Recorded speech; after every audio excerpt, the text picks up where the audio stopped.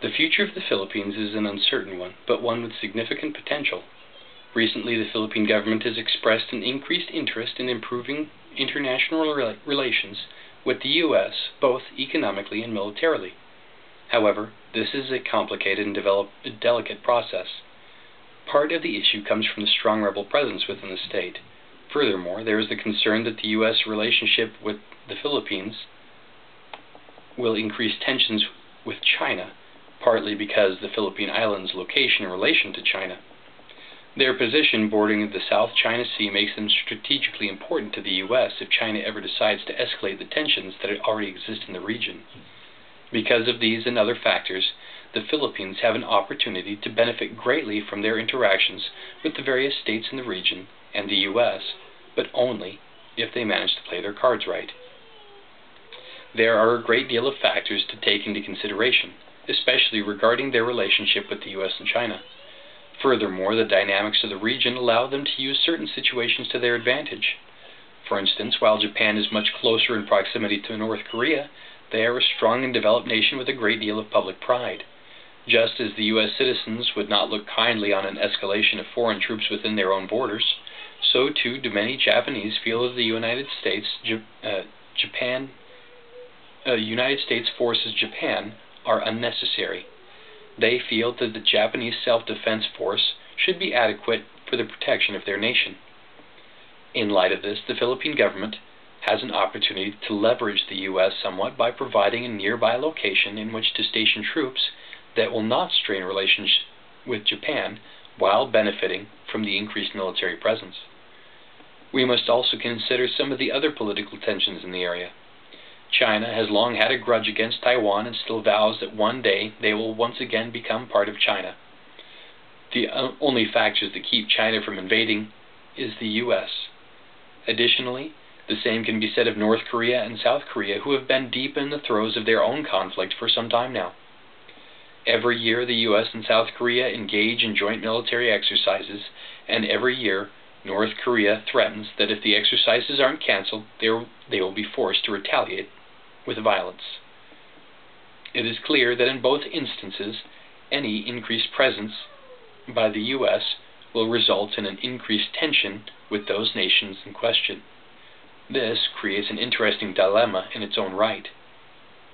It would seem that maintaining a strong military presence in the South Pacific would make sense in the light of potential conflicts that seem to be brewing in the region. The dilemma then comes from the realization that the act of preparing for those conflicts could in fact induce the very conflicts that they are trying to avoid by maintaining that presence. This is a case where the obvious solution is also the cause of the problem to begin with. The U.S. cannot simply pull out of the area because their presence is what holds those aggressors back from conquest. They cannot increase their forces because that will likely ignite another conflict, and their current forces are insufficient to handle the conflicts that are currently brewing. In all reality, the U.S. needs somewhere that is essentially neutral to those conflicts to station additional forces if they hope to be able to address those conflicts. By offering to fulfill that role, there can be great benefit for the Filipino people. However, that is not to say that the relationship is without consequences. There have been rising tensions between the Philippines and China regarding territorial waters and other such issues.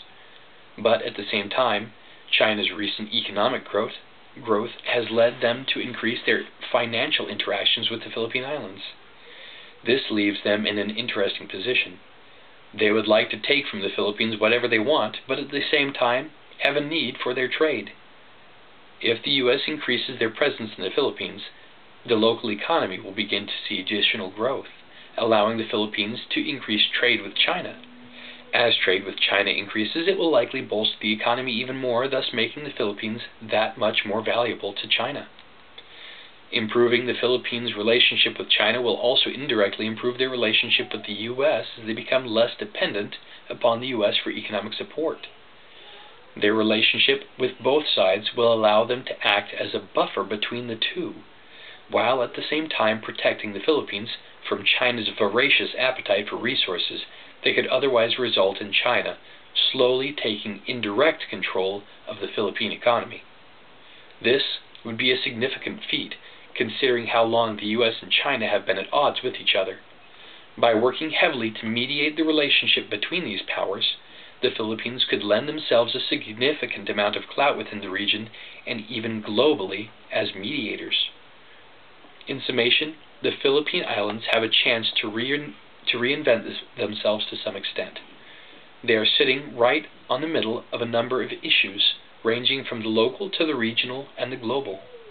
Allowing the U.S. to place military forces in the Philippines allows them to keep a close eye on several situations of significant concern, including both China and North Korea, while also allowing them to avoid straining relationships with their other allies such as Japan. Lastly, there is the ever-present terrorism angle. By allowing the U.S. an increased presence, they may also be allowed an increased awareness of the terrorist elements within the region, and hopefully help to reduce their strength as well, something which the Philippine government has struggled to do on its own. The Philippine Islands certainly play a role in many other areas that must be considered.